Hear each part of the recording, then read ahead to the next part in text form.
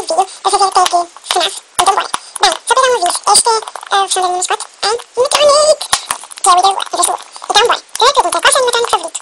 Springtrap, acho que é sim. Segunda pergunta, concordo se o animatrônico você fica melhor. Foxy, as minhas cores favoritas são amarelo e vermelho, eu tenho amarelo e vermelho. Eu gosto de piratas, eu amo pirata. Eu acho que eu gosto de pizza, eu gosto de pizza. Mas acho, sim, é com o Foxy mesmo. Se eu existisse, você gostaria de quê? Sair com eles, ser amigo deles, viver com eles, ou sair eles fazendo carinhas? Sair eles fazendo carinhas é super mais fixe, né? É super mais fixe. Se você pudesse programar uns animatrônicos para ser bom, você reprogramaria? Sim, qual? Não, eu não reprogramaria, porque eu gosto dos maus mesmo. Eu gosto, então eu não reprogramaria. Próxima pergunta.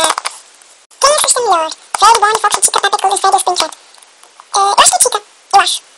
Qual dos três jogos você mais gosta?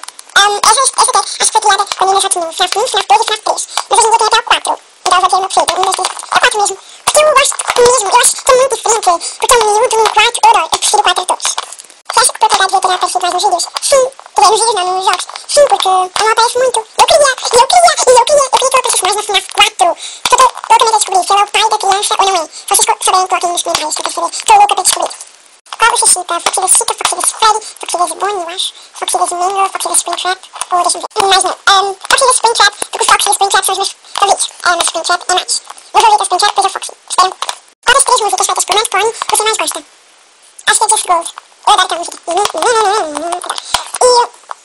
Última pergunta. Se você pudesse passar um dia inteiro na sua vida com o Scott Carton, acho que se pronuncia assim, o que você faria? Eu perguntava ele como é que eu fiz o FNAF, se eu podia fazer Five Nights at Luas, sim, se eu podia fazer Five Nights at Luas, Wither Lua, Kate e Millie. E aí, Five Nights at Luas, continuando. Também perguntaria como é que eu fiz animatronics, qual foi a sua inspiração para fazer FNAF, perguntaria isso. Então foi isso, espero que vocês tenham gostado, comentem nos comentários, tá? Comentem nos comentários também porque eu pai da criança do FNAF 4 ou não é, porque eu quero saber. Então foi isso, tchau! Aí estamos a esperar os 30 inscritores, tchau!